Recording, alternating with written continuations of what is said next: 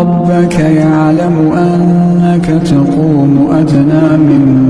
ثلثي الليل ونصفه وثلثا وطائفة من الذين معك والله يقدر الليل والنهار علم أن لن تحصوه فتاب عليكم فقرؤوا ما تيسر من القرآن علم أن سيكون منكم